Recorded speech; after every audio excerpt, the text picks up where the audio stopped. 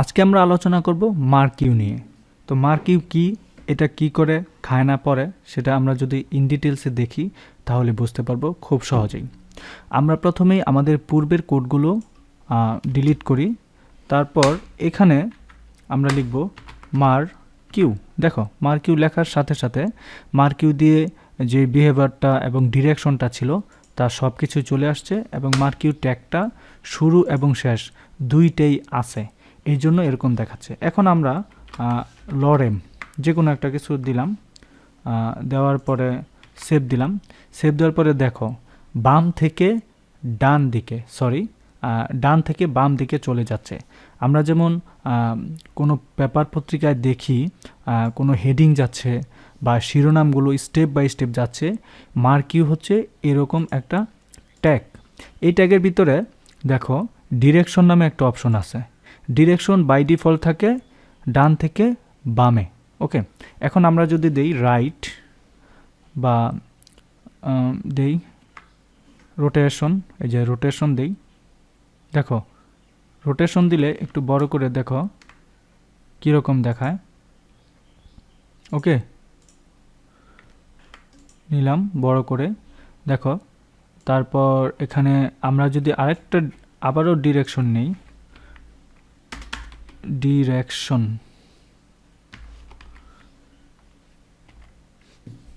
মার্কিউবের ভিতরে ডিরেকশন নেই,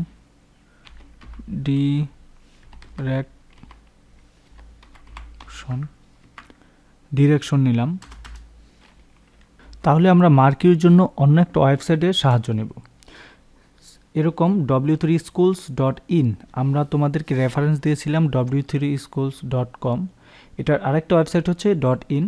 এটার মার্কিউতে আমরা যদি একটু খেয়াল করি তাহলে দেখো এইটার রেফারেন্সে চলে আসছে মার্কিউ। তো মার্কিউর কিছু এখানে টপ বা স্টাইল রয়েছে। এই কোডটা দেখো ডিরেকশন দিয়েছে আপ বা রাইট থেকে, দেন হাইট ওয়েট এরকম আছে।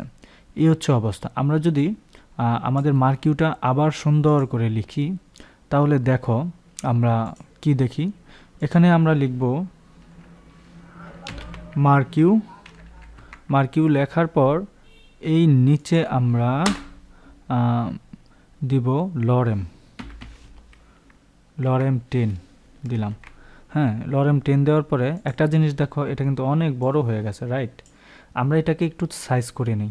এখান থেকে আসার পরে সেটিংসে যাব, সেটিংস থেকে আমরা টগল ট্যাব সাইজ 1, দেন সিলেকশন দেখি কোথায় আছে, ইনলাইন, তারপর আমরা অল্টার, এই যে ওয়ার্ড র্যাপ, এটাকে আমরা অন করে দিব। হ্যাঁ, ওয়ার্ড র্যাপ অন করে দেওয়ার পরে এখন ক্রস করি, তাহলে দেখো যত আমরা ছোট করব এর ভিতরেই থাকে। এই যে মার্কিউটা আসছে, এই মার্কিউয়ের ভিতরে আমরা চাচ্ছি কি আমাদের লেখাটা ডান থেকে যে বামে যাচ্ছে, আমরা চাচ্ছি আমাদের লেখাটা কি হবে, লেফট থেকে যাবে। লেফট দিলাম। আচ্ছা, এটা লেফট থেকে আসলো। এখন যদি রাইট দেই, RIGHT রাইট, এবার দেখো বাম থেকে ডানে যাচ্ছে, অর্থাৎ রাইটের দিকে চলে যাচ্ছে। আবার যদি মনে করি না আমরা চাচ্ছি এটা উপরের দিকে যাবে, উপর থেকে, ওকে দিলাম। দেখো দেখতে পাচ্ছ। আবার যদি এটাকে দেই ডাউন, আচ্ছা ডাউন, তাহলে নিচের দিকে আসলো। আমরা এটাকে বাই ডিফল্ট যা থাকে তাই দিব। বাই ডিফল্ট থাকে লেফট, এটা দিতে হয় না। আর বিহেভিয়ারটা কি খেয়াল করো, আমরা যদি কোডটার দিকে খেয়াল করি তাহলে দেখব এখানে বিহেভিয়ার নামে অনেক কিছু আছে, বাট আমরা এটা নিয়ে ইন ডিটেলসে এখন আলোচনা করব না। ওকে, দেখো এখানে দিয়ে দিছে left to right, right to left এরকম আছে। দেন স্ক্রোলিং স্পিডটা আছে। হ্যাঁ, তো এইগুলো আমরা ইন ডিটেলসে তো আলোচনা করবই। দেখো এখানে এই যে আমাদের কোডটা, এই কোডটা তোমার সাইজটা এখানে বলে দেওয়া হয়েছে। হ্যাঁ, হাইট ওয়েট, যেমন আমাদের পেজটা পুরোটা ওয়েবসাইট জুড়েই এই মার্কিউটা চলতেছে। এখন আমরা চাচ্ছি পুরো ওয়েবসাইটে চলবে না, এটা একটা হাইট দিয়ে দিব। হ্যাঁ, উইথ উইথ দিয়ে দিব। উইথ দেওয়ার পরে এটাকে আমরা দিলাম উইথ 50, এই যে দেখো, অথবা 100 দিলাম বা 200 দিলাম। 200 দেওয়ার পরে অল্প জায়গাটুকু তারা নিতেছে, হ্যাঁ, পুরাটা ওয়েবসাইট জুড়ে কিন্তু তারা নিচ্ছে না, অল্পটা। এখন হাইটটাও যদি দেই সেম এরকম HEIGHT হাইট দেওয়ার পরে আমরা যদি হাইটটা দিয়ে দিই 200 পিক্সেল, তাহলে দেখো এটা কিন্তু দেখা যাচ্ছে না যদিও, তারপর হাইটটা আমাদের এরকমই। এখন যদি আমরা লেফটে ক্লিক করে ইন্সপেক্ট ইউআরএল এ যাই তাহলে আমরা হাইটটা বুঝতে পারবো। দেখো হাইটটা কত বড় নিছে। ওকে, এখন আমরা এটাকে নো রেসপন্সিবল করে এইদিকে এসে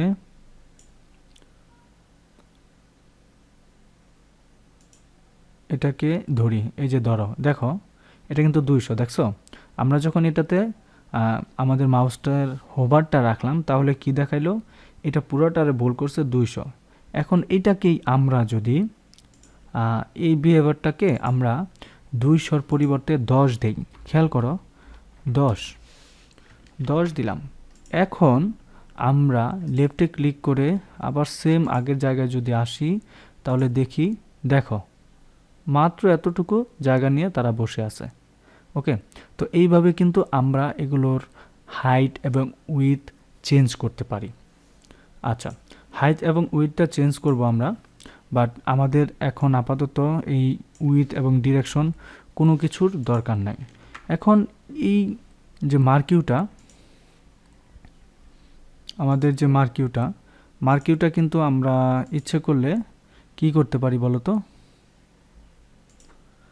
মার্কিউটা আমরা ইচ্ছে করলে এটার স্পিড এবং অনেক কিছু চেঞ্জ করতে পারি। আমরা যদি কোডের দিকে তাকাই, দেখো আমরা কিন্তু স্ক্রল ডাউন, নিচে, উপরে এগুলো দেখতে পাচ্ছি বা অলরেডি দেখেছি, ঠিক আছে? আচ্ছা, এখন আমরা যদি দেখি যে এটার যে স্পিড স্ক্রলিংয়ের যে স্পিড, এইটা একটু আমরা চেঞ্জ করতে পারি। হ্যাঁ, আচ্ছা, বিহেভিয়ার বাই ডিফল্ট স্ক্রল থাকে, এটা দেখাইতে হয় না। আর ডিরেকশন আপ, এটা আমরা জানি, রাইট, লেফট, রাইট এগুলো থাকে। তো স্ক্রল অ্যামাউন্ট, স্লো স্ক্রলিং, হ্যাঁ, স্ক্রল অ্যামাউন্ট, তারপর স্ক্রল অ্যামাউন্ট 12, 50 এগুলো আমরা যদি এখানে দেই, খেয়াল করো, আমরা এটা দিব না, আমরা এখানে দিলাম স্ক্রল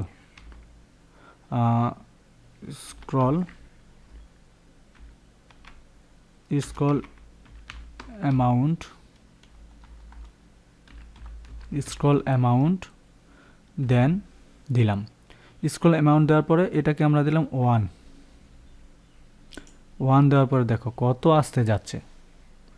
তারপরে এখানে যদি আমরা দিই 5, মোটামুটি তাড়াতাড়ি যাচ্ছে।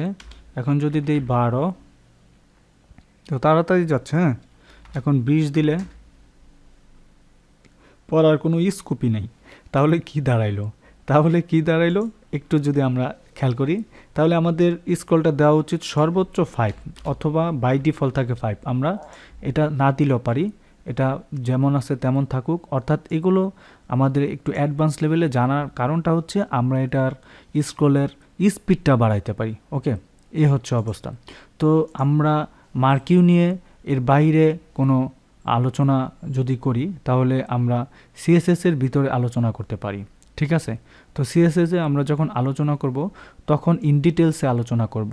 তো আমরা মার্কিউটা জানি হচ্ছে HTML একটা ট্যাগ, এর বাইরে আমরা বড় কোনো বিষয় নিয়ে আলোচনা করব না আপাতত। যখন আমাদের এই মার্কিউর আন্ডারে বা এর পিছনে কোনো স্টাইল দেওয়ার প্রয়োজন হয় তখন আমরা স্টাইলটা শিখব। বাট আজকে এতটুকুই আমরা জেনে রাখলাম। ধন্যবাদ।